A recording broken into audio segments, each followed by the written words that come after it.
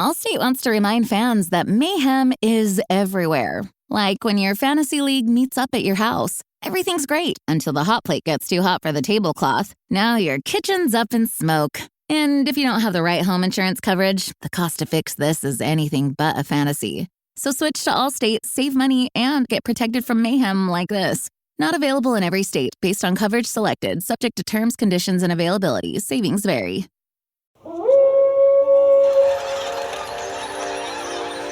News team, assemble!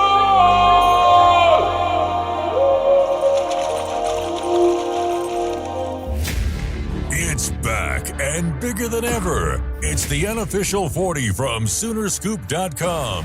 Now, here's the entire Sooner Scoop crew. Carey, Josh, Eddie, and George. All right, welcome back. It is the unofficial 40 podcast right here at Soonerscoop.com, where the entire gang, except for Bob, who's out at the softball media day today, and you've got a stickball report from Bob and Eddie. I know a lot of people have been watching that. And we're going to start off today. By the way, Josh is in studio. 2 weeks in a row. This is crazy. I'm here, though, this time. Feels better. Yes, you were in Arlington last time, I believe. I was last week. So, following that failure that was a championship game. Sure. No. They made it to the Big 12 I Championship. just like to rile Eddie up about baseball. They made it to the Big 12 Championship. No, it was disappointing. But it's basically a game of relievers at that point, and OSU got better relief pitching than OU did. Yeah, sure. I mean, Oklahoma State hit the ball. OU did it. They didn't score any runs. I blame the pitching. I always blame the pitching. So, okay, that's a sore subject apparently or something, so we'll stick with it. Well, it's not a sore subject. It's just an awkward start. It's not a sore subject. I was just joking a little bit, and you took it personally, like I was attacking the baseball program. I just never know. I'd never know if you're watching. So I watched every pitch. I'm just saying. My God. George, is this what it's like all the time? Is George there? We've lost George, apparently. Oh, no. He doesn't Where like did he go? I'm actually talking to some folks right now. Give me 1 second, guys. Well, I'm pretty busy out here in Destin. Who are you talking to? Who's more important? George had SEC media. He's working on that Kim Mulkey dinner SEC meetings for later tonight. I would be a fly on the wall for a Kim Mulkey dinner just to hear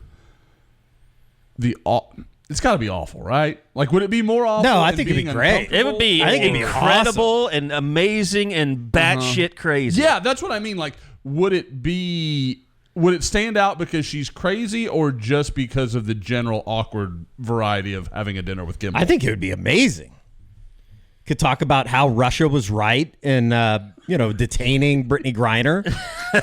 I'm sure that's how they were justified in their actions. That's a good icebreaker, I would imagine, with the great Kim Mulkey. That would be. I think that would have to be part of the dinner conversation.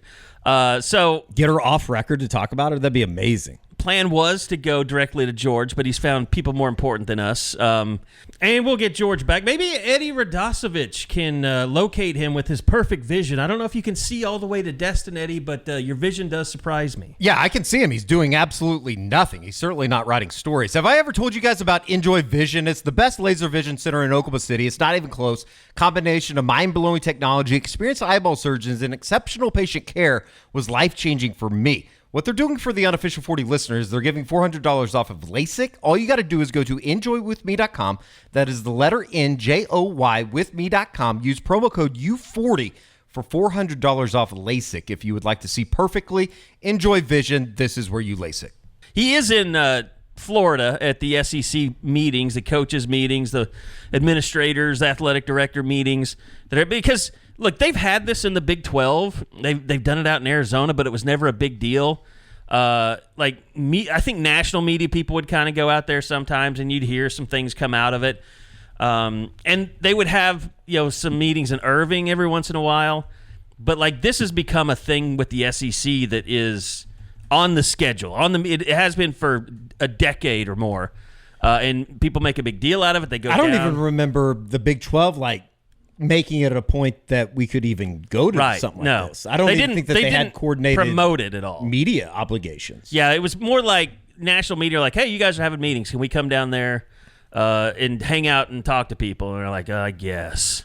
But it was never like local media never descended on it. Like we never went to any of that stuff. No, I don't even remember. Truthfully, I don't even remember them like happening. I don't remember them coming out and saying that they're having them. And honestly, this is like something. It is normally a national media type deal, but there are some local people, and we kind of had to jump through hoops to get basically a credential for George for this thing. Yeah, they limit it to I think 50, media members. And so they put him on a waiting list immediately, and fortunately, I think Joe Castiglione and Mike Houck were kind of like, hey, we have some media members that we'd appreciate if they could be there. And so George went, and we appreciated OU kind of helping us out and going to bat for us so we could be down there. So hopefully, that's going to be an annual thing and another new part of being in the SEC. And don't forget, go to Soonerscoop.com. You can sign up for just $1.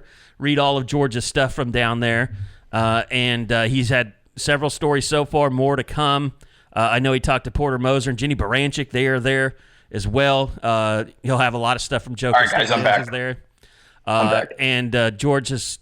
We know, George, we're here. So we now join George. Yeah, that was basically like, okay, I'm ready to speak to you, lesser beings. You can. Yes, have we've some already of my time. started, George, but, welcome to Crash the Party. I know. I was talking to the great Eric Bailey and Mike Houck. Oh. So I thought They're not you were going to interrupting say the like pot Tom over. Hart or Yeah. Paul Feinbaum or Lane Kiffin, somebody Real people. really that. Well, would I've push us already on. spoken to them, Eddie.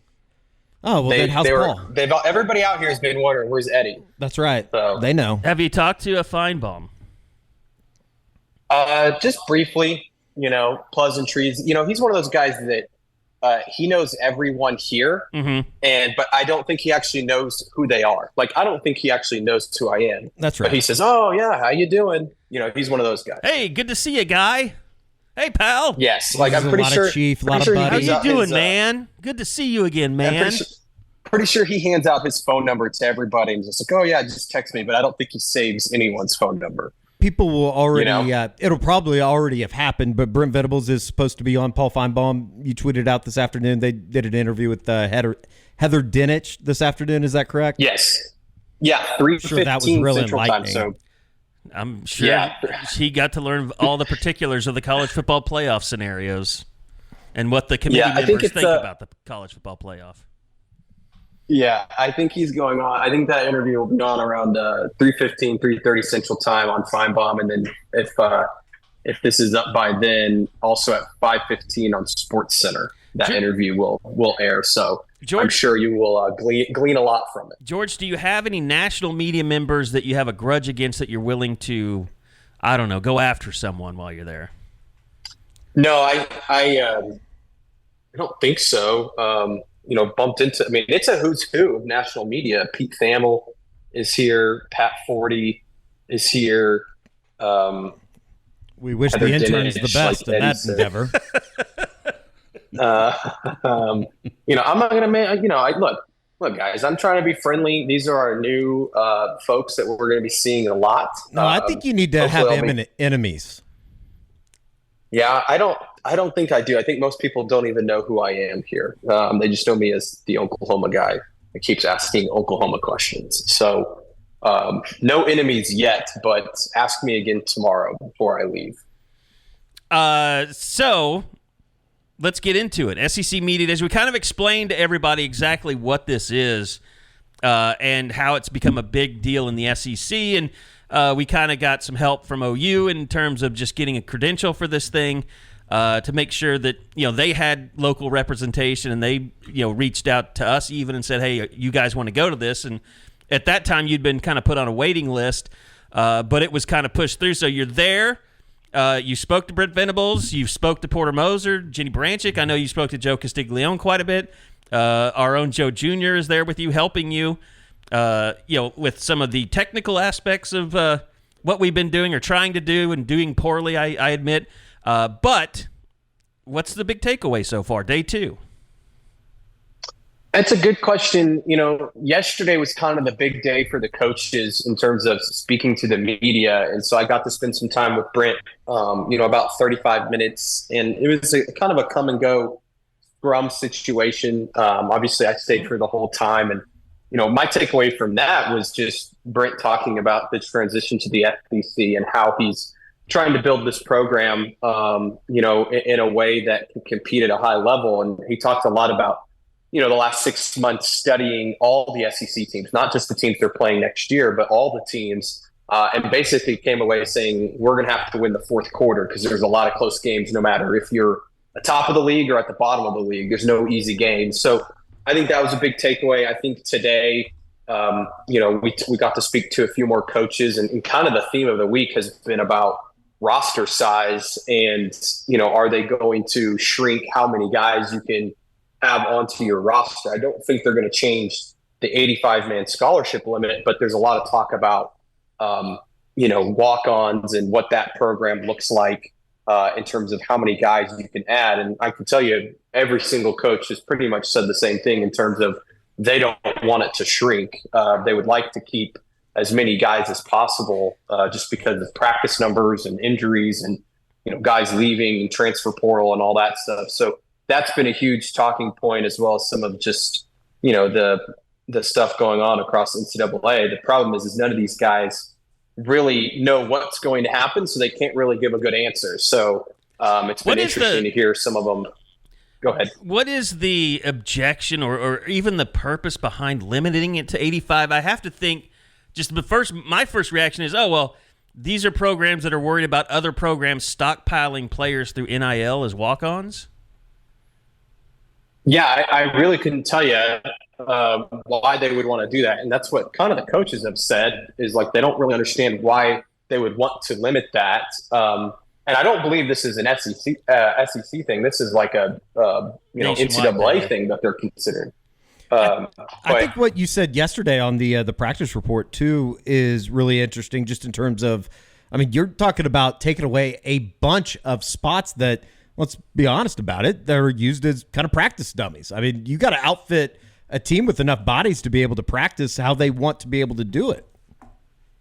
Yeah, and I thought it was interesting. Shane Beamer, we spoke with him last night for quite a bit, and he talked about that, and he kind of brought up the same point that Brent said, in the sense that everybody wants to treat this like the NFL. And while there is some, similarities in terms of the way this thing is going, there's also things that they need to realize. And one of those things is that these guys are still kids. They're not fully developed. And you can't just go out and, if you lose a linebacker, you can't just go out and trade for somebody else, or you can't, bring in practice squad guys. Like those walk-ons and those guys that fill in those last roster spots are super valuable when it gets late in the season. And Shane Beamer was talking about, he said, think about how many guys leave your roster before the bowl game. He's like, a lot of teams, you take away those walk-ons and some of those spots, you can't even practice for a bowl game because you don't have the bodies. And I think that's a really interesting point, is if we're going to, move into this new form of having limited rosters, then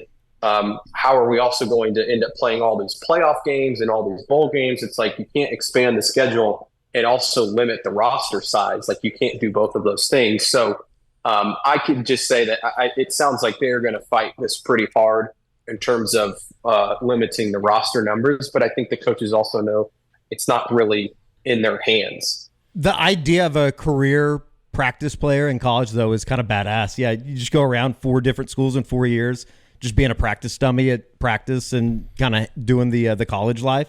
That wouldn't be bad. Yeah, and I thought it was interesting. Shane also brought up, he's like, if we're going to do this, then maybe we should be allowed to, mid-season, hey, call up NC State and say, hey, can we trade for this guy and give you, a future? Like, he's like, we might as well just go full NFL. Yeah. Yeah. Yeah, it's one of those rules to me that doesn't make any sense on the surface. I don't know what they gain from it and why it needs to be messed with. I think that you've got enough things that are shifting and changing in college football and athletics right now. A lot of it probably has to do with if a school does take over an NIL collective and they're managing all the money that's sent out to the roster. Are they just trying to eliminate bodies that they would probably ultimately have to pay? I think they can just do that anyway, can't they? Probably. Maybe you don't have to have those awkward, hey, you're worth this versus you're worth this. I feel like there's been a decent amount of processing going on as is. 100%. I don't know. Which we are fully aligned with. We we promote the tampering. We promote the processing. Manage your roster. You have to. I mean, if you're People not are doing that getting right paid. now, you're doing your school a disservice. Get a preferred walk-on. I mean, and that's the thing I think with Brent and just his approach is, I would say for him, the one thing he has done, which, going back to like Lincoln Riley, it never seemed to be a priority with him, but Brent really scraps and claws for Josh every single walk-on that he thinks might be able to make a difference, even if it's just to have better practices. Oh, there's no question. I mean, guys, today, and I know we'll get into where I've been and what I'm doing, but I was out at Santa Fe. Bergen Kaiser's out there walking around. Bergen Kaiser looks like a Power 5 player. Mm-hmm. Like, he is big and super impressive. And they were planning that out last summer, guys. Like, this time last year, they were working on him as a PWO. He came to camp. They really gave him the whole pitch. And I understand that that's more possible now with NIL than it really was under Riley. So you have to give some leniency there. But I can tell you that it would come down into December, January under Riley, and I would start hearing about all these kids around the state that started getting phone calls like, hey, would you be interested in walking on? And it's just a very different caliber of athlete that Oklahoma is bringing in to fill out that, 86 to 105 spots rather than what we've seen, for so long where maybe they landed a jewel kind of every once in a while that was actually able to play with the 85. And maybe this is part of, universities knowing.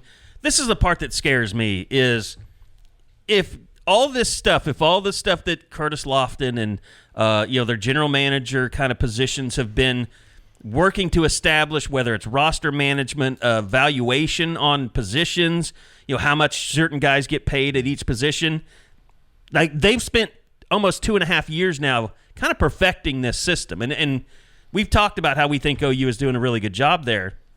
It scares me to think if an athletic department and the universities now get put in charge of this stuff, as slow as they move, with just making all the red tape that's involved, like how big, and maybe those are the people that want to minimize the rosters so they don't have as much work. Can you imagine if you have to get an okay on every preferred walk-on offer from someone outside of the football program? Well, and it only gets more complicated with all the talk of, and I don't even think it's talk. I think we all accept it, where you're going to have maybe less staff on the periphery. You're not going to have the 50-man thing. Like, that gets tougher and tougher to manage, so you've got more irons in the fire and less people to actually tend it. Yeah, and then, approving how much you're going to pay, preferred walk-ons and things like. I mean, coaches are going to want to pay, the going market rate in some schools like Oklahoma. I mean, this isn't a shot against Joe C., George, but I mean, he's here to balance the budget. He's here to save money where he can. He's not known as being a guy that throws as much money as possible at a problem to solve it.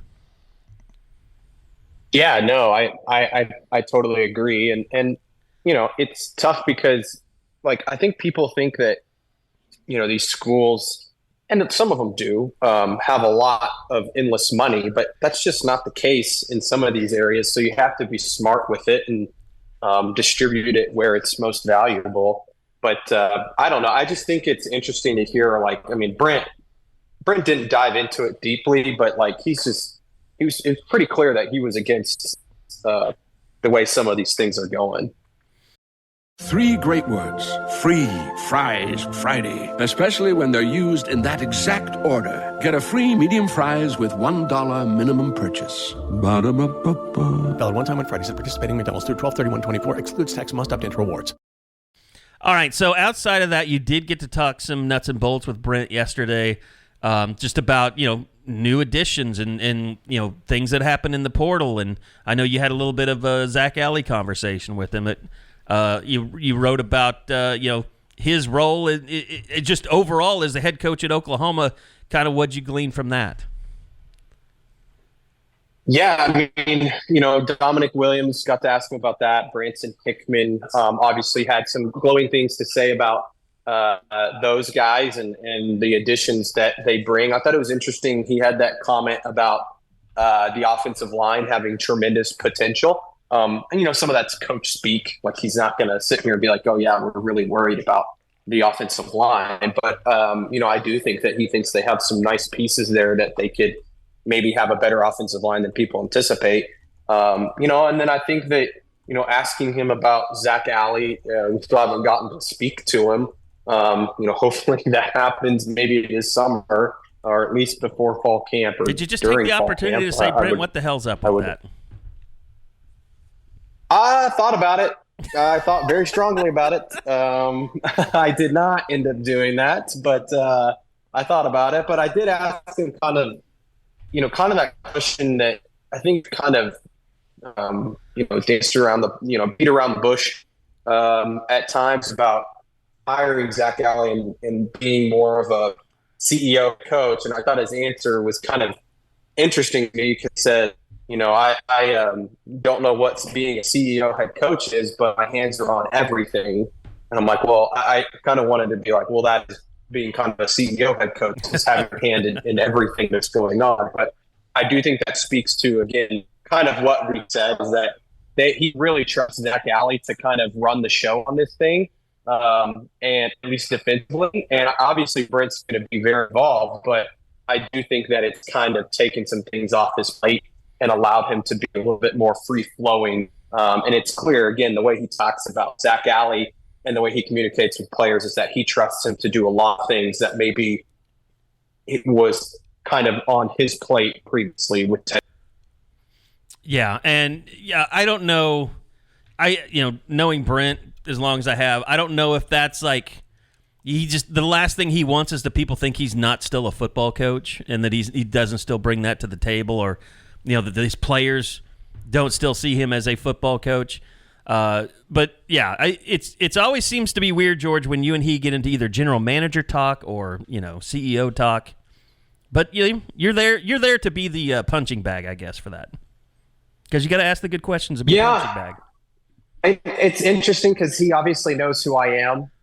And so I get in those scrums and I'm asking, obviously, team-specific questions. And he was sometimes short with me on some of those questions. And then, some national media jump in and they ask him a question and he, give him a 15-minute Brent Venables answer. You guys have heard and I've heard, several times about building a program and, what he wants in a player and those sorts of things. But, I think that, I think it's pretty clear. We've heard enough from Brent to kind of know where this thing's headed. We just want to see if it's all going to work. And I thought it was just interesting hearing his perspective on just the SEC, and kind of, showing some humility and saying that this is going to be a really tough conference to compete in. But I think he also showed enough confidence. And I think that's kind of also my takeaway from this is, like, I said this on the show yesterday, but, you would walk into Big 12 events and everybody in the room knows Oklahoma and Texas are the big dogs. And not to say that people here don't respect Oklahoma or Texas. I think they certainly do.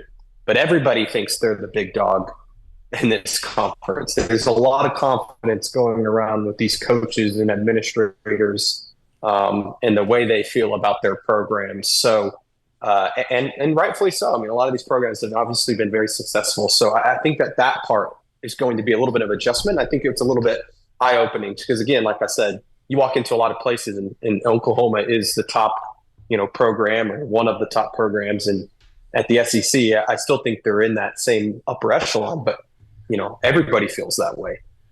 Has there been any buzz, whether it's media, coaches, and I know it's a pretty fresh story that's out there about the Lincoln Riley trying to run from LSU for the last 2 years? I saw that. I was hoping Brian Kelly would stop to talk. He was one of the few coaches that I believe did not speak with the media, so he did not address it. So I haven't heard anything, and nobody's really talked about it here, but Brian Kelly kind of dipped out. And that's the thing about this thing is, like, a lot of these coaches, they don't have, like, this isn't SEC Media Days where they have a scheduled time to speak. Right. And, it's, you can kind of ask them whatever. I mean, these guys, a lot of them can just say, hey, no, I'm not talking, and just leave. Now, the majority of them did speak. Jeff Levy did not speak. I actually bumped into him in the lobby several times, and he said hello and asked how I was doing, but opted not to speak with me, which, I I don't know if that's because it was me or because he didn't want to talk to the media or what, but that's just kind of how these things go here. Eli Drinkowitz did talk to me, but he did not want to feed into the narrative of the OU Missouri budding rivalry. I will say that. Does Brian Kelly walk through the lobby there like Sean Penn and Susan Sarandon and Dead Man Walking? He have his hand on the shoulder of somebody as they walk through the lobby? No, but I will tell you a good story. Quite a movie poll. I don't think Eric, did Lane Kiffin speak this week? He did. I think he had like an actual press conference, but a lot of people want to talk to Lane Kiffin, and there was a moment on Tuesday that you could tell people were kind of surrounding, waiting to try and talk to him. They saw him coming over. Well, he saw the media and takes out his phone, and I saw his phone, and nobody was calling him, but he pretended to take a call and walked right by the media with his phone at his ear. And as soon as he got past the media, he put his phone right back in his pocket and just pretended to be on the phone. Coach John Calipari also did that several times this week. He has quite the walk, but that's kind of how those things go here. Is some coaches want to talk at certain times and some coaches don't. God, is Kiffin a bigger dick for not like? It's okay to make that move, but to then immediately put down the phone, like, couldn't you sell it for a second? Like, let them think it was real for a minute. But no, I respect the move. I respect the move. Okay. Like I think it's his MO. I think it fits his personality, right? Yeah, I mean, look, this is, remember when we went to Tennessee for SEC Media Days last year just to go, we saw him sit up there and rail on NIL and paying players like it was going to destroy football. And what happens? Ole Miss becomes the king of NIL and paying players. Like undisputed during this offseason at least. Well, and he was doing all that while totally feeding into the portal king. Like, I mean, he's the only one of the guys that, you know, and there's been, is it Mike Norvell, is it Lane Kiffin, whoever it may be, he's absolutely been like, yeah, I'll be that guy. You want me to be that guy? But then at media, he's like, oh no, the sanctity of the sport. Like, it is a interesting divergence sometimes for him. He just doesn't give a F. I mean, that's what it comes down to. I love that about him. And that you got to respect that. Mm-hmm. All right, George, I know you've got more interviews and things to do. We appreciate you taking some time. Unless there's anything else that you wanted to add about what's happened so far to you in Florida. Not a lot. I mean, it's a cool event. I will say that. I think that it's definitely something we should try to attend every year because the access is pretty good. And I know you guys said this earlier, but you can check out all the stuff on Soonerscoop.com. There's not a lot of video going on here, so I didn't get any video of Brent talking, but hoping that maybe we'll publish that transcript of kind of all the things he said.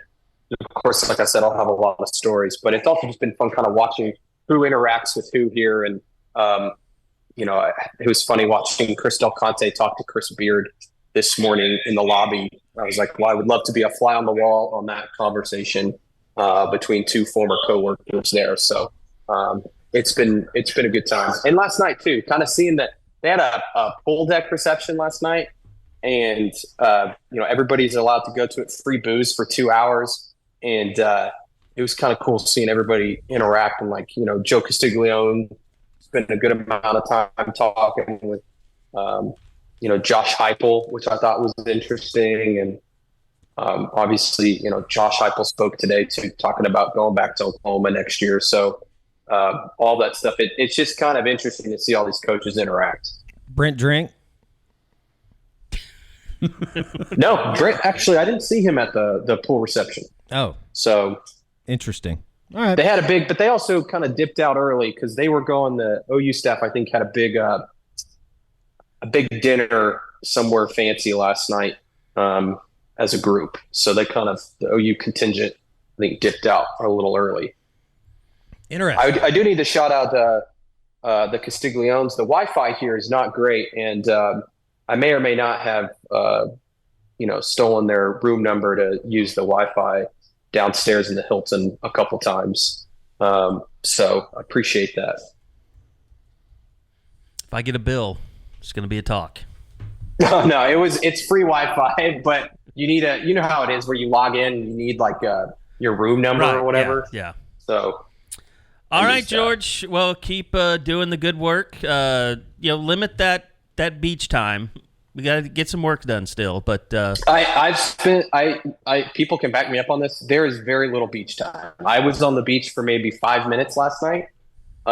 We don't have we spend most of the day sitting in the lobby waiting for these meetings to be over to get 5 minutes with a coach or an administrator. So I've been outside one time, and it was to walk into the hotel. So I have not had very much beach time. That might change today or tomorrow when there's not as much going on. I think I might go down there. But I didn't even pack a swimsuit. So good. That's the way it should be. This episode is brought to you by Michelob Ultra. Every time you kick back with Michelob Ultra, you score big. So why not reward yourself with a nice cold Ultra? As the official beer sponsor of the NBA, enjoy Michelob Ultra at your local Buffalo Wild Wings while rooting for your favorite team during the NBA playoffs. Or pick up Michelob Ultra at your local 7-Eleven store today. Enjoy responsibly. Copyright 2024 Anheuser-Busch Michelob Ultra Light Beer, St. Louis, Missouri.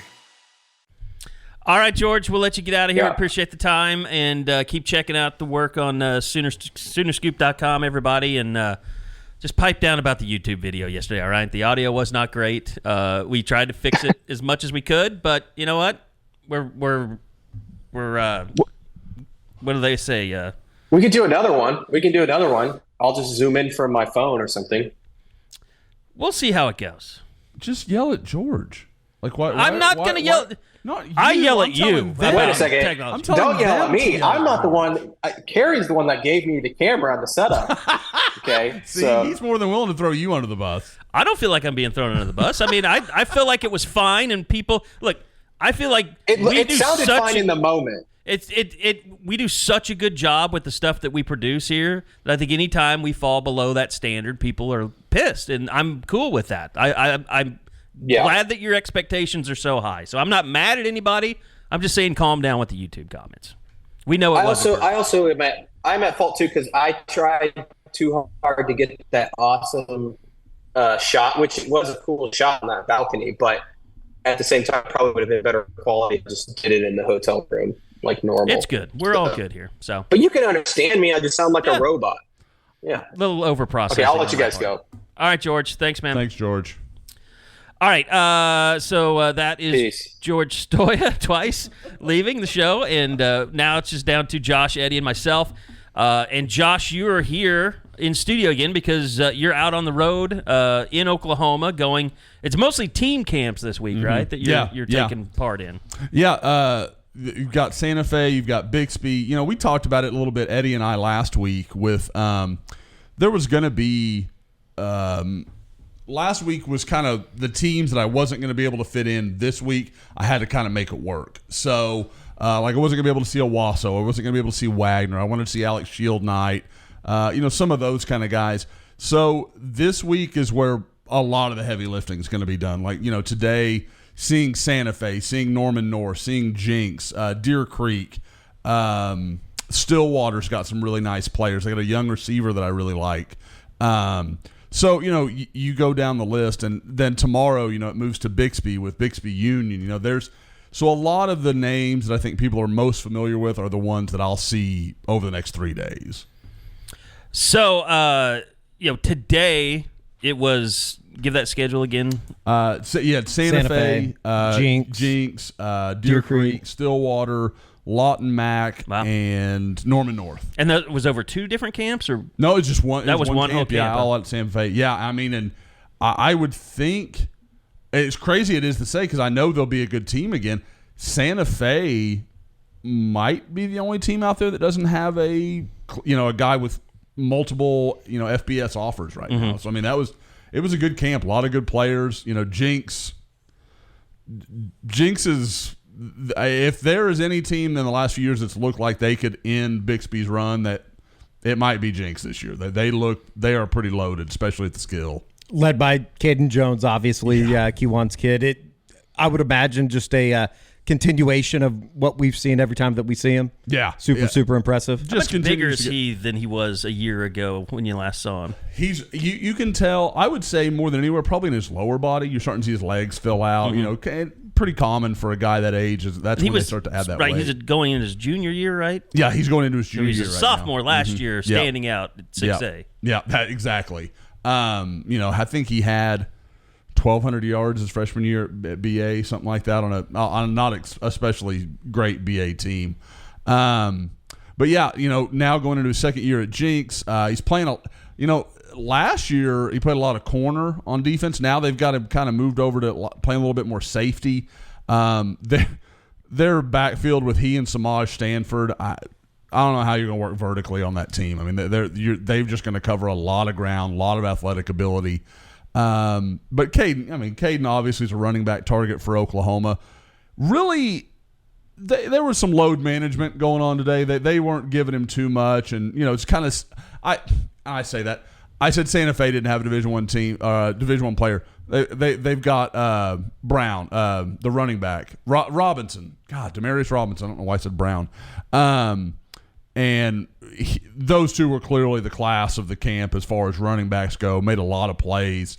Caden, like I said, they didn't do a lot with him, but boy, when he popped a couple of runs, you could see it. Like he just jumped from one lane to the next, and all of a sudden he'd found some space and was, every bit the player that some people think is the number one guy in that class in Oklahoma. I got to think. I mean, look, going into his junior year, a lot of physical development still to happen, but with Caden, I got to think projecting him with the running backs that DeMarco recruits and the guys he's got now, like, to me, he seems like he could be a real change-up type running back at Oklahoma. I could see that. I think he fits. He's probably never going to be as big as Taylor Tatum is, but I think they are of a similar mold, similar style. He might have a little more juice than Taylor, but like I said, maybe not quite as big, quite as powerful between the tackles, but both very good at receiver. They do a lot of stuff getting those two out in space. Longview would line them up in the slot.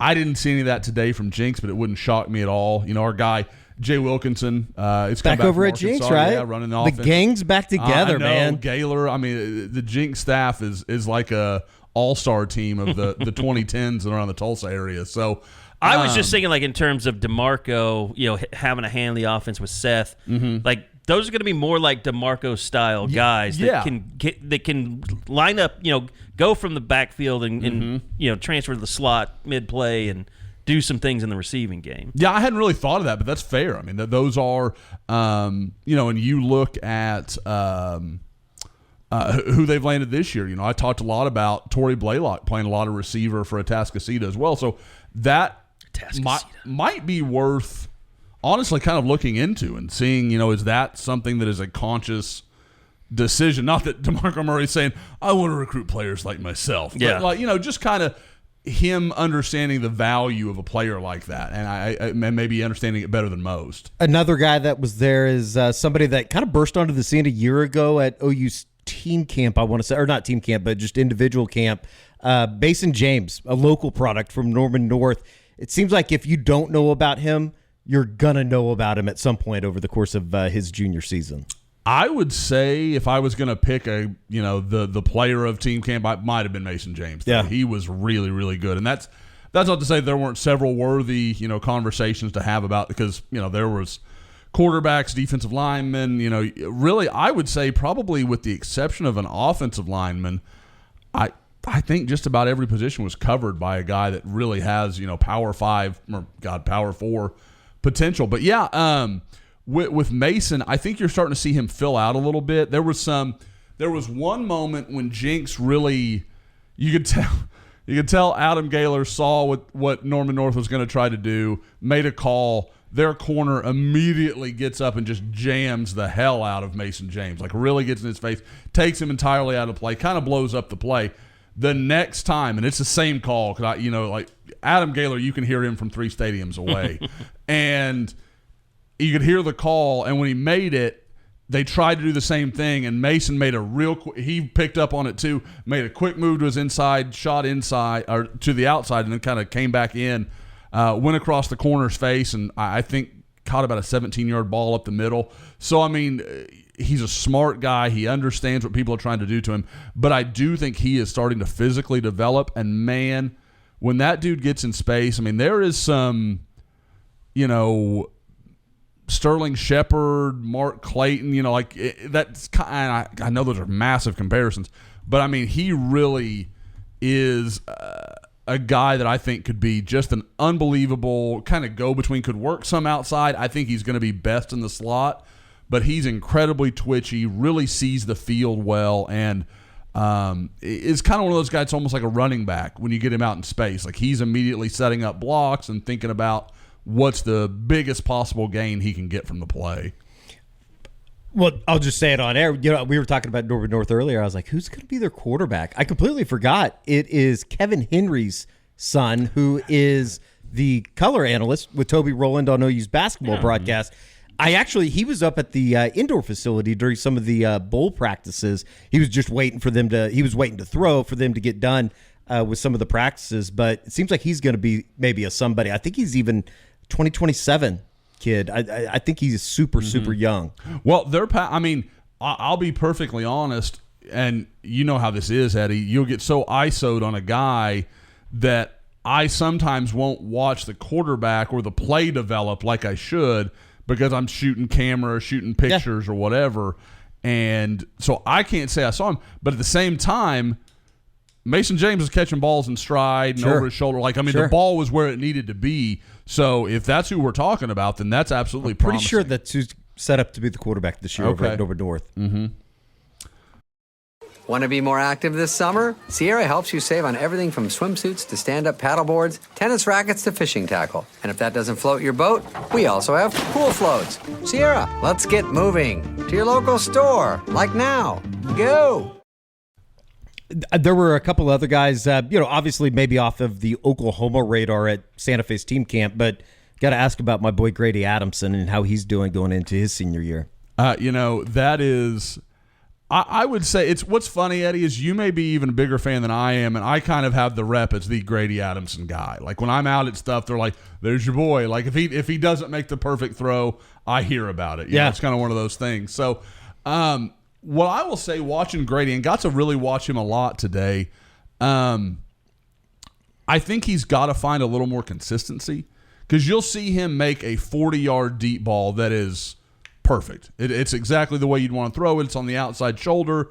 His receiver's the only guy with a chance to make the play. All the cliches. But then you'll see him, there'll be something easy over the middle, and he'll leave it at somebody's feet, or he'll get a little too much mustard on it. Whatever it may be, it's just not quite where it needs to be. And I think I'd rather have the guy that I know can make every throw and then have to work out, okay, let's not get overcomplicated with the simple stuff, rather than the guy who can do the simple stuff, but I don't know if he can go to that next level. So, again, I still like Grady Adamson. And the thing I notice, Eddie, and maybe, I don't know, maybe it's because of some other situations we've watched play out, when you see the videos of him, like where he's squatting and he's lifting, like he's clearly just one of the guys. Like he's just one of them and hanging around and being around the guys and doing all the stuff at Deer Creek. And I think there's some leadership in that. And it seems, I think Deer Creek ended up in the semis last year. And you look around that roster, and there's some good, solid high school football players, but it's largely this team will go as far as Grady Adamson can take them. Now, you guys sounds very familiar to another Northwest Oklahoma City school that might have had a really good quarterback back in the day. Mm-hmm. Anybody? He's not a dual sport guy, though. I don't know if he plays hockey. That's still the weirdest thing that Sam Bradford played hockey. We also had D.A.G. Kareem, though. Yes, so that balances it out. And Kenny Brown. You guys are going to do a full recruiting report. Mm-hmm. We'll have some highlights of guys that you've been out watching and looking. I know I saw, On3 is doing their elite, their NIL kind of convention right now up in Nashville. I was going to be at that, but we just had too much going on. What is it? that they're doing? Like, just for people out there that maybe don't know what the NIL Elite Series is. Basically taking as many of the top 50 players at their positions. I mean, like On3 has a big NIL component to it that Shannon Terry has built. So a lot of it is just education. It's building relationships with these players and working with On3's partners. Obviously, Andy Staples is up there doing his show. By the way, did you see Andy Staples got to play the EA Sports College Football? I saw he was tweeting about it. I didn't read the got invited down to Orlando and sat in a room and actually played it. That's been the talk of the office around here, Josh. I don't know that I'd go to Orlando for that game. As much as I love that game, I don't want to go to Orlando. I think I'm probably pretty good until July 19th. But good thing for Andy is he's Florida familiar. Yeah. So I don't know how far Orlando and Gainesville are, but it can be more than a couple hours. I mean, he lives. I think he lives in Orlando. Does he? Really? Orlando suburbs. I don't know. Orlando, maybe somewhere around there. Okay. Though, so okay. But I don't even know where I was going. No, the On3 Elite Series going on, and I know there's been some interviews. I don't know what's really caught your attention. I mean, I know with the fans, the Jonah Williams, kind of not listing OU.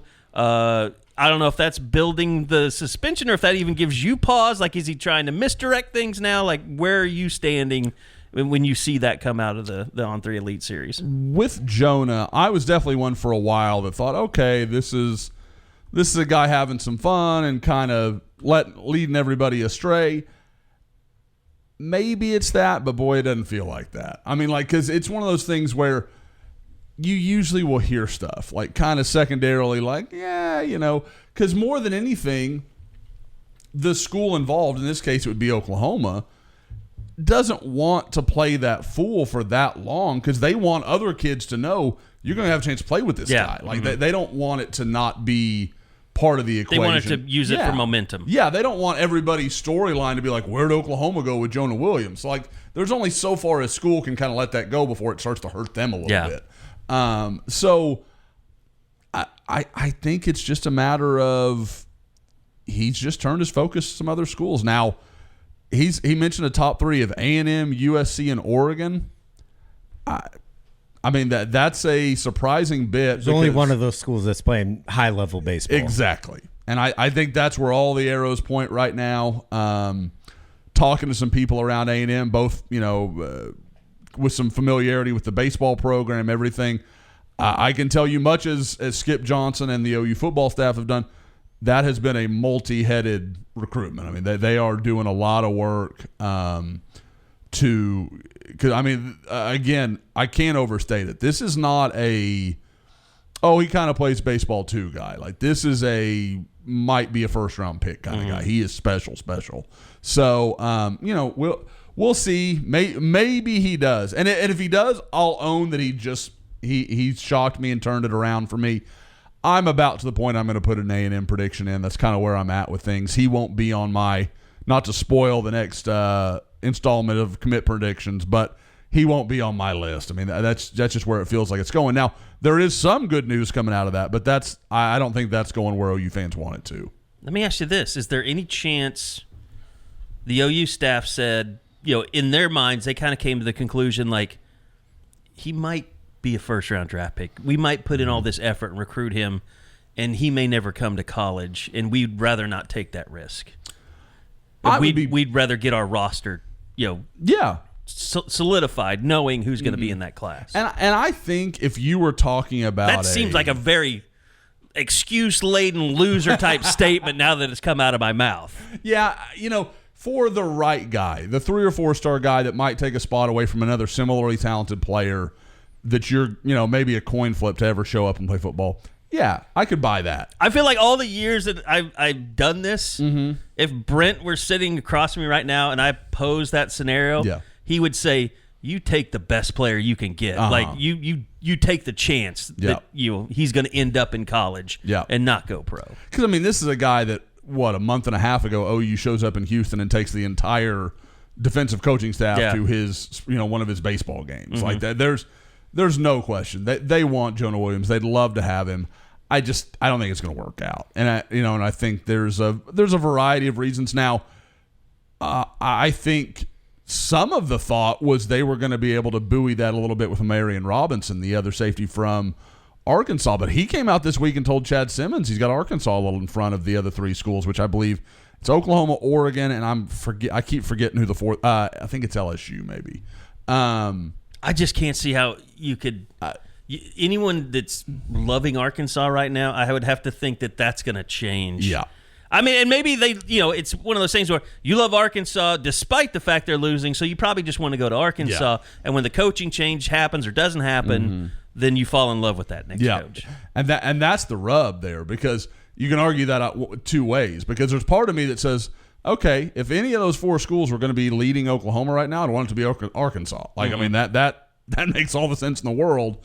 Because again, I don't think anyone really expects Sam Pittman to be the head coach at Arkansas next year. Is there a lot of in-state pressure to stay around? There is. Arkansas is very, very serious about that. That is something you hear a lot. That's why, Oklahoma is a neighboring state, and all the success we know Oklahoma's had in her program has had almost no role in recruiting in-state talent in Arkansas. And Arkansas is pretty similar to Oklahoma as far as production. I mean, there's plenty of good NFL players that have come out of Arkansas and those kind of things. So I kind of think it's really hurting them in Tulsa, Arkansas right now. Yes. You're just not seeing kids' names on their names on kids' lists. Well, because you go through the years, like when Arkansas was rolling, you're getting Felix Jones from Booker T. You're winning some good battles up in up in Tulsa. And right now, that's just not the case. Like Tulsa guys you'll talk to, it's K-State or Iowa State's doing a really good job in state. Outside of the Has brothers, who obviously had a connection to Arkansas. Of course. Right? Absolutely.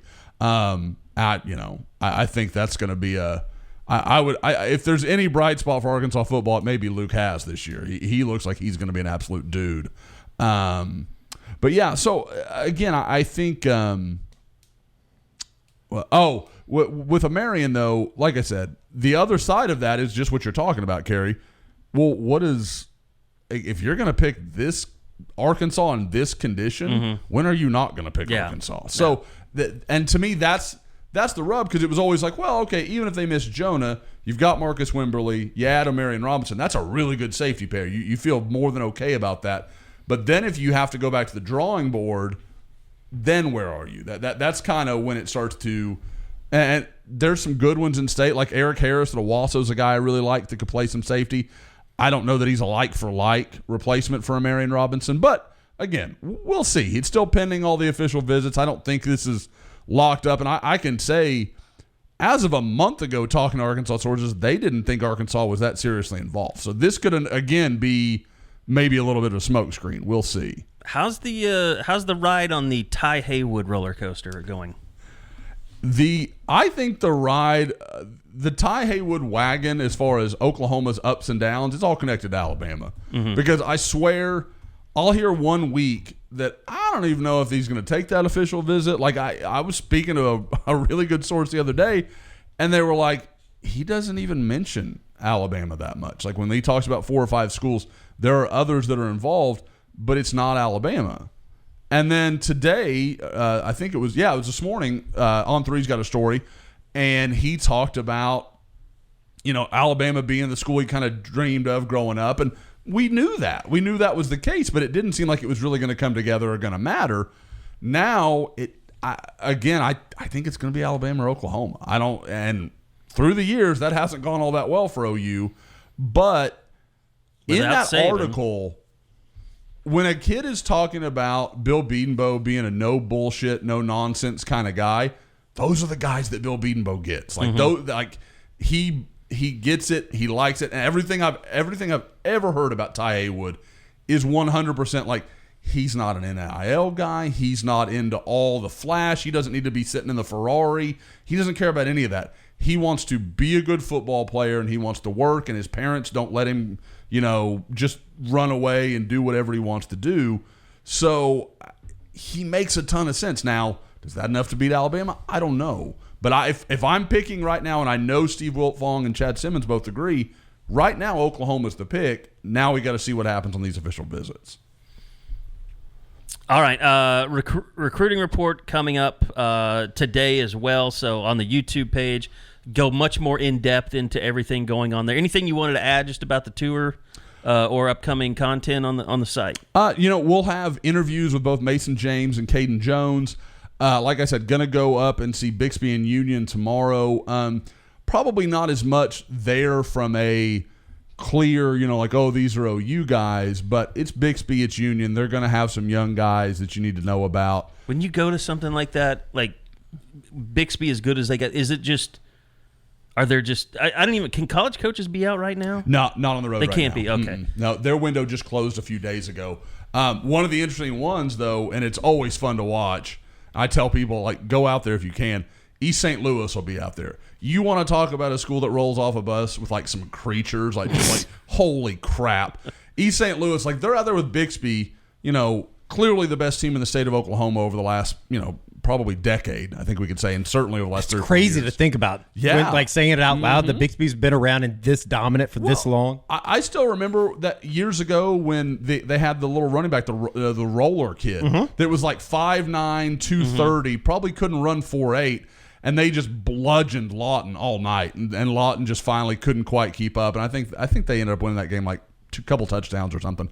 But now Bixby's just – they're all spread out and they're running all these formations at you, and they'll just confuse the hell out of you defensively. But, they did that, and then you watch.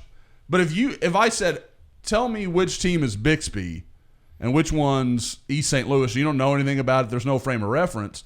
You think East St. Louis would they're just be the dominant they've one. They've got 3 or 4 guys every year I've ever seen them, and you're just holy crap, that guy could start in the SEC tomorrow. Now, they may not always be the players they look like, but just from a physical standpoint, it's unbelievable. Is there any chance that Oklahoma would ever get involved? I know I've asked you before, but Broderick Scholl, that's the strangest thing that he's so highly ranked. Yeah. And it just seems like Oklahoma hasn't been interested. Obviously, that would probably mean that something has happened with Ty Haywood or somebody like that.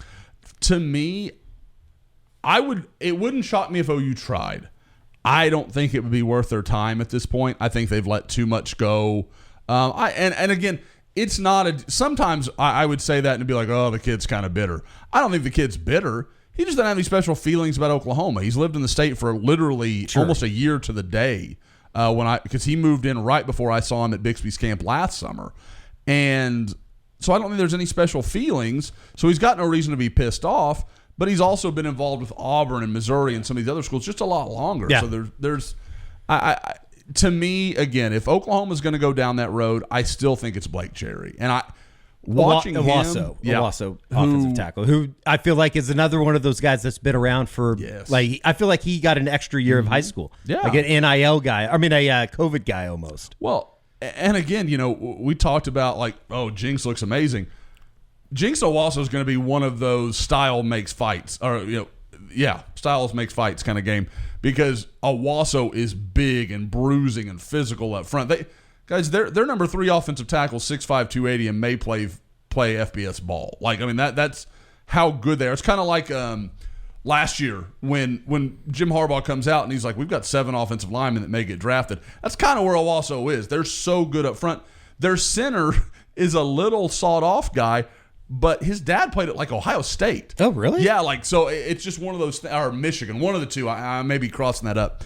But those are two to not, I think, mix up. He may have played at Oklahoma or Texas. We're now cut off from the Owasso program. Exactly. So, so they're really good up front, but they don't have the skill guys outside like Jinx does. And meanwhile, Jinx can't match you inside, but they want to play on the perimeter, which is the idea that Jinx is going to try to go wide on you and doesn't want to just be the bully is such a weird thing to think about. As a kid that just grew up watching Jinx just grind everybody into dust through the years. So, but yeah, there'll be plenty to see, like I said. And I keep bringing up Bixby and Union. It's Bixby, Union, East St. Louis. I believe Edmond Memorial will be up there, so David McComb, get to see him. Another guy that I think a lot like Grady Adamson and Jamarian Ficklin to a certain extent, because Oklahoma's not after him.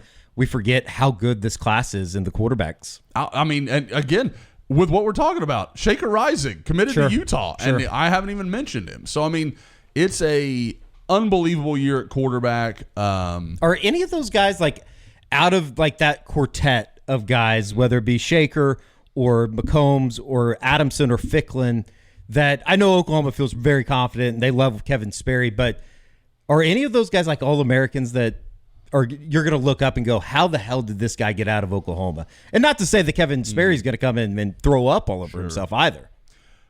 If I was going to pick one, and you're going to say it on an All-American level, I think it would be Ficklin for me. And that's just because he brings that element to the game that none of the other three do. Sure.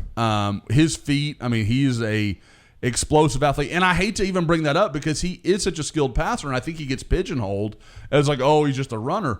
Man, Eddie, you've seen him. That kid can wing it. I mean, he really does. I thought he was really impressive down in Arlington at the Under Armour camp this past May. Against, a March, really good field. Yeah. I mean, there was a lot of quality quarterbacks. Oh, him and there. Elijah Thomas were two of the better players at the camp. Absolutely. So, and I will say, if I'm an OU fan and I'm just going to kind of keep one wandering eye on one, it's Ficklin. And I think some of that is the Muskogee connection. We all know that's where Seth Luttrell is from. He has a lot of respect for the kid. The kid, Jamarian has come down and caught a practice this spring. So I think Oklahoma is keeping a very loose tab on him.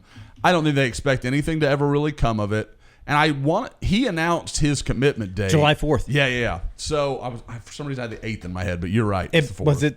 It's that week. I know yes, it's that week 100%. because I remember thinking, damn, another July or that weekend type thing. Just glad that OU. That's a moment where I'm glad OU's not involved in Jamarian Ficklin because I don't want to mess with that on the 4th of July. But nothing better than writing a story way too many beers and whiskeys into it. So.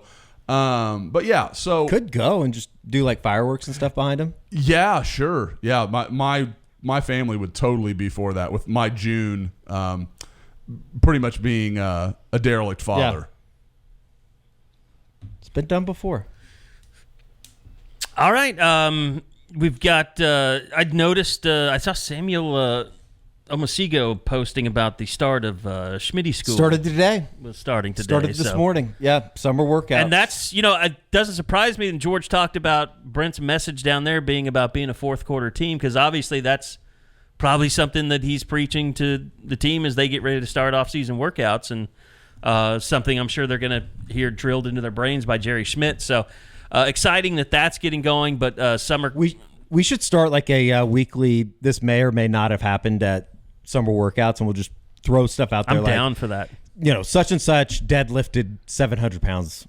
And we could get like a dartboard or maybe a spinning wheel. Or like just a redacted names. Yeah. Such and such, just a redacted name mess with people. Lifted 500 pounds today. You give like a position. Yeah. Like a certain cornerback or a certain receiver. Well, you also have to include such and such may be washing out of the program. That happens quite a bit around this time of the year too. Yeah, who's going to be our first homesick report? There's always. Oh yeah. There's nowadays it's like if you're homesick, you've been here for 5 months. What are you doing? Like half of the class now comes. It's so weird because like it used to be to where you would get to this time of the year and everybody's getting that first taste. Yeah. Now they've been through winter workouts with Schmitty. Now you just say, oh, you're homesick. Why don't you go meet with the NIL guy? Yeah. Yeah, that'll warm you up. Restructure your deal. See if you miss money or home more. It's like the old Chappelle Show skit when he's trapped Oprah into marrying him and he's hugging the money. Yeah, like that's. Does he say Stedman? Yeah, Stedman. No, I am down for all kinds of shenanigans with sub. We might as well just have fun with it. We've let that stuff just destroy us emotionally for decades. Just trying to do the daily what's happening in Schmitty's workouts thing. There's just been so many. Fight back with just Baker Mayfield's arm fell off. That was 1 year. Yeah. He needed rotator cuff surgery. Do you guys know if PJ and Bonasaur ever made All-American? Did that happen? Like that was. Man, that's a name I haven't heard in a long time. Right? Where did he end up at? I don't even remember. And I hate that PJ becomes the brunt of that because he was a perfectly nice kid. Yeah. Like, I never had a problem with PJ ever. It only hits for a certain select Let's say at the height of Mike Stoops' anger toward his players, he was probably the one that put him over the edge. Really? Oh, yeah. Okay. You would go out to practice, and we'd be standing out on the field, and he would just be wearing out PJ and Bonasaur in the end zone every day. You could tell it was not going well. Okay. Is that would we say that Taylor Wine has taken on that role for Miguel Chavis at the moment? 100%. Yeah. He's always getting yelled at. And I think it's just like tough love, but it's... And it was Jake Taylor it's usually a little like, bit. Oh, God. It was Jake Taylor when we went out and would see early practices on the offensive line, but he started I guess he started listening to Bill Bedenbaugh. So, because apparently he started doing well towards the end of spring football. And that is easily my favorite part of the Alex Shield Night interview we've got up is him talking about playing basically talking about Little League basketball and his mom and grandfather just dog cussing him after every game. And he's like, that's what I expect. He goes, I expect him to coach. I expect any coach to be in my face all the time and coach me like I'm one of their own. Like that is love for Alex Shield Night. That's See, you have that, and then you had Bobby Jack Wright versus Brett Bowers, which was just simply quit. Like, it was just practice every day for Brett Bowers had to be hell because he was literally Bobby Jack Wright was trying to make it his mission to make a kid quit. And he didn't even call him by his name. He just called him dummy. I don't think Bobby Jack Wright would have been I don't think the career would have been very long in the coaching circles if he had to put up with some of the stuff that is put up with today. He got out at the right time, I would say. He was the best. He was awesome. He is the best. I don't want to say he was the best. It sounds like he died. He did not die. Did he move back to Texas? Yeah, I think he's living down in what's it called? Not Stephenville. One of those towns. Yeah. Like even further south than you, Josh. Like I think he's way down there. Okay. Living that Brownsville or something. Oh wow, that's on the border. Like I think that he's down there. I don't know that for a fact. Basically in Mexico. Because wasn't he from somewhere in that area, like South Texas? He was out in the sticks. One of the old time like just Southern draws on somebody that you could ever come across. You don't have coaches that talk like that really anymore. Like, you know how all pilots kind of sound alike, or especially when we were kids. I swear they were all doing like a Chuck Yeager impression. Like they all kind of sounded like that. Now, like coaches all kind of sounded like that for a while. Now it's much more all kind of in this very, non-regionalized conversation. It's part coach, part motivational speaker, part, disciplinarian, part father. He was from Mission, Texas. Mission, Texas, yeah. Yeah, that is. That's Rio Grande that's Valley. McAllen. That's Edinburgh. That's You're way down there. I remember one day I had to ask him, like, I didn't know we were trying to figure out. There was somebody getting recruited from LD Bell, and we couldn't figure out where the hell that was. And I just went up to him after practice. I said, Dallas, where the hell is LD Bell? LD Bell. Hurst. But for some reason at the time, the databases Mm-hmm. weren't all that sophisticated then. Yeah. Oh, that was. But he knew it right off the top of his head. I knew he would. Oh, I would imagine he is an encyclopedia of what is it called? TAPS or whatever. No, TAPS is the private. Yeah, TAPS is private. But the Texas High School Football Association or whatever, I would imagine he's a Rolodex of names and places. Yeah. Softball coming up. Bob is out at Media Day. Sooners get started pretty early tomorrow. Second game out, 1:30. Schedule tomorrow, Alabama, UCLA, kicking things off at noon. These are all on ESPN. And then Duke and Oklahoma will play after that, which, as you guys told me, like 2:30 is what the time says, but it's coming after. That's Eastern, so it's 11. It's 11 and 1:30. 1:30. 11, 1:30, 6, and 8:30. I'm just glad Oklahoma doesn't have a huge advantage. Yeah. That daytime game's really going to limit. Mike White just can't help himself. That is the there's two signals that the Women's College World Series here is in Oklahoma City right now. It's Mike White bitching about Oklahoma playing in Oklahoma City at Hall of Fame Stadium, where they've invested millions and millions and millions of dollars into one of the no one else has best, softball complexes in the country, and then a weather map. We'll get some rain at some point over the next 72 hours, where it's got to throw everything into a wrench.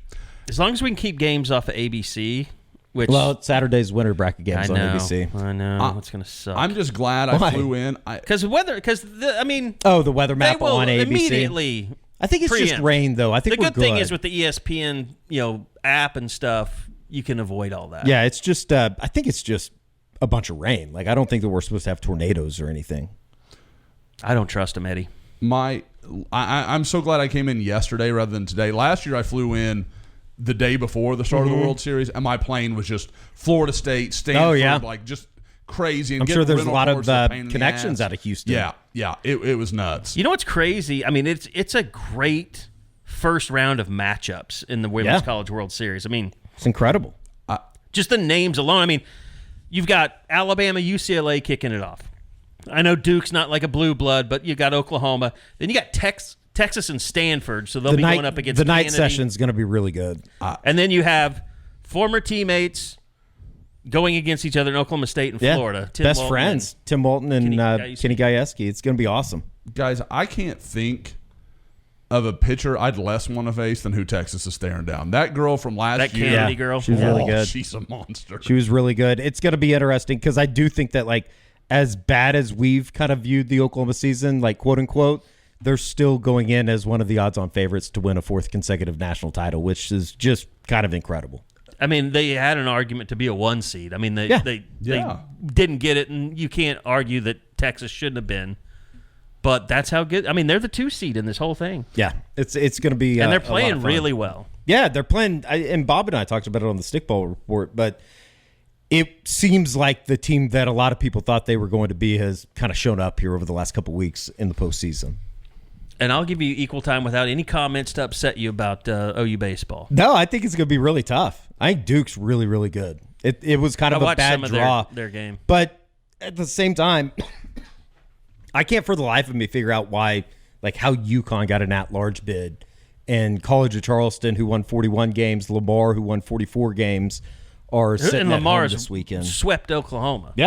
Yeah, they won 44 games and didn't make the NCAA tournament. And College of Charleston won 41 games and didn't make the NCAA tournament. So it'll be interesting. I don't think that, like, Oral Roberts is good. They've obviously beat Oklahoma this year, but you should be able to get through Friday. And I think this is going to be an OU Duke kind of battle in terms of who comes out of this thing and heads down to Tallahassee or whoever takes on the Tallahassee regional champ. So it's going to Duke reminds me a lot of Texas offensively, and we saw how small they made the ballpark look a couple weeks ago. So I think pitching's obviously going to be really, really important going forward. But at the same time, like, Duke does strike out a lot. They led the ACC in strikeouts this year, and it wasn't relatively close. So if OU can get some good pitching, and we'll see who ends up going on Saturday night if it's a winner's bracket game, it'll be a really good kind of regional. I think it's going to be very competitive. We're here on Wednesday. You have all day today. Go check out the Stickball report yesterday that Bob and Eddie did. I know a lot of people have. Appreciate everybody gravitating toward that, watching that all season. We tried to stay pretty consistent with that, except for the travels that we've had down to Arlington and stuff recently. But great show. Go check it out on YouTube, youtube.com/SoonerScoop.